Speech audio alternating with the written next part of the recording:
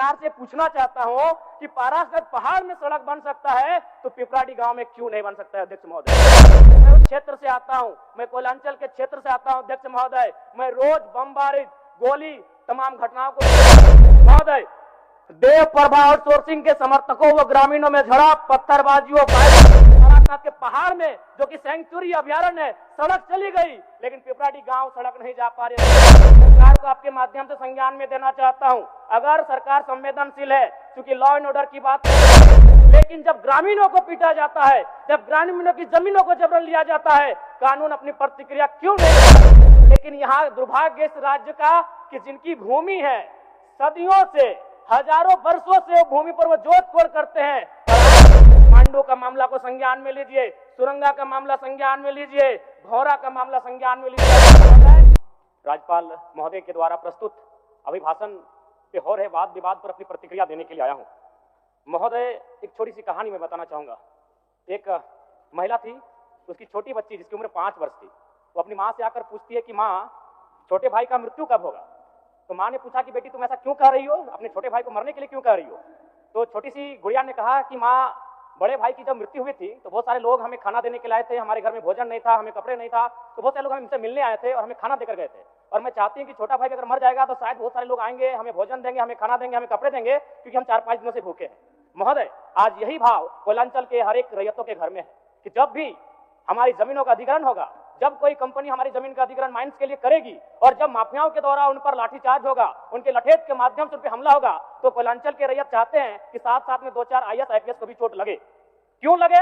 न विगत कुछ दिन पहले बागमारा में एक घटना घटी थी, हिलटॉप कंपनी का मामला था, DSP महोदय घायल हुए थे, सरकार ने वीडियो कॉल से बात किया था, सरकार ने इस मामले को संज्ञान में लिया था, लेकिन ठीक उसके कुछ दिन बाद सिंदरी के सुरंगा में फिर एक घटना घटती है। इस बार महिलाओं को सड़क पे दौड़ा दौड़ा कर पीटा गया, उनकी साड़ियों को फाड़ा गया, उनके कान की बालियों को नोच कर छीन लिया गया, लेकिन न FIR होता है न कार्रवाई होती है। महोदय, इसी प्रकार से आज एक मामला संज्ञान में आया है, मैं सदन को सचेत करना चाहूंगा। ये मामला मांडू का है महोदय। मांडू के प्रभावित गांव बसंतपुर, पचड़ा, कोतरे, बालमहुआ, हुरदाग, रहवान, पचमो, इचाकडी, बरगैया, ठोठाटा, लइयो, दनिया, यहाँ एक कंपनी है, उस कंपनी का नाम है पावर मेक लिमिटेड और उसकी सहयोगी कंपनी अमर इंडिया लिमिटेड।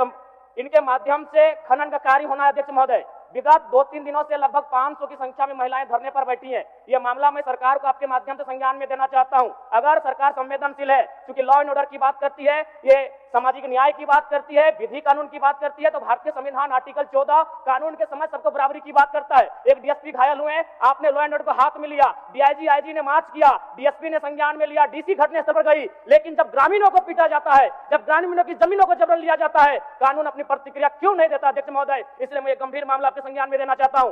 महोदय, भारतीय संविधान आर्टिकल 301 कहता है, क्योंकि इससे पहले जो जमीन का मामला था वो हमारा मौलिक अधिकार था, लेकिन संशोधन करते हुए 300A में डाला गया है। वर्तमान वो हमारा मौलिक अधिकार न होकर संवैधानिक अधिकार है अध्यक्ष महोदय। और वो क्लाउज कहता है कि जिसके पास भूमि नहीं है सरकार उसे भूमि आवंटित करेगी, लेकिन यहाँ दुर्भाग्य इस राज्य का कि जिनकी भूमि है, सदियों से हजारों वर्षों से भूमि पर वो जोत तोड़ करते हैं, और आज लगता है कि ब्रिटानिया हुकूमत बरकरार है, ईस्ट इंडिया कंपनी का शासन इस राज्य में बरकरार है। आज इसी प्रशासन के जोर पर आज उनकी जमीनों का जबरन अधिग्रहण किया जाता है। मांडू का मामला को संज्ञान में लीजिए, सुरंगा का मामला संज्ञान में लीजिए, भौरा का मामला संज्ञान में लीजिए अध्यक्ष महोदय, क्योंकि रोज रोज आपके DSP घायल होने का इंतजार मत कीजिए।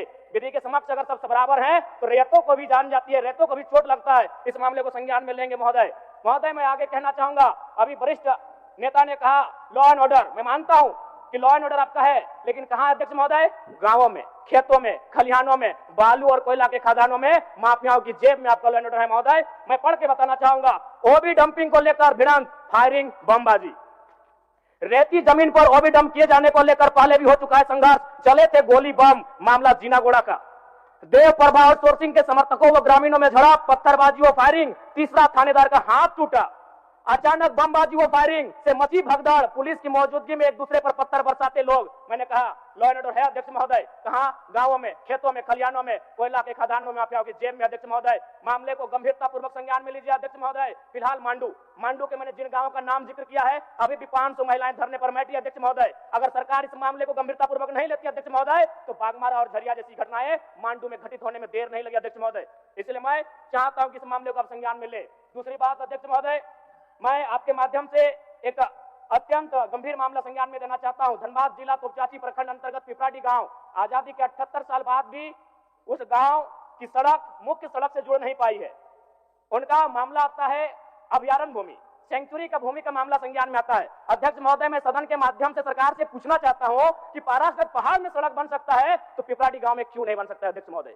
पारासगंज पहाड़ में जिन लोगों की सड़क की जरूरत थी अध्यक्ष महोदय, क्योंकि वह धनी लोग थे, वो संपन्न लोग थे, इसलिए पारासगंज के पहाड़ में जो कि सेंचुरी अभयारण्य है सड़क चली गई, लेकिन पिपराडी गांव सड़क नहीं जा पा रही अध्यक्ष महोदय। ये तोपचाची प्रखंड का मामला है, इसे संज्ञान में लेंगे। दूसरी बात अध्यक्ष महोदय, जो विषय मैंने कहा 300A में स्पष्ट है कि राज्य अपनी विधायकी शक्ति का उपयोग करके संपत्ति के अधिकारों को सीमित, कम या बदल कर सकता है। इसलिए आपसे आग्रह होगा, जो भी मामले भूमि संबंधित खासकर खनन क्षेत्रों से आते हैं उसके लिए आप एक पोर्टल बनाए अध्यक्ष महोदय, एक शिकायत पत्रिका बनाए अध्यक्ष महोदय, क्योंकि मामला बहुत ही हिंसक रूप धारण कर लेता है। मैं उस क्षेत्र से आता हूं, मैं कोयलांचल के क्षेत्र से आता हूं अध्यक्ष महोदय। मैं रोज बमबारी, गोली, तमाम घटनाओं को देखता हूं, सुनता हूं अध्यक्ष महोदय, और आम व्यक्ति की कहीं सुनी नहीं जाती है। इसलिए आपके माध्यम से सरकार से मेरा आग्रह होगा, ऐसे विषयों पर सरकार गंभीर रहे। अगर गंभीर नहीं रहती है तो अप्रिय और अनहोनी घटना होने में देर नहीं लगी अध्यक्ष महोदय। धन्यवाद अध्यक्ष।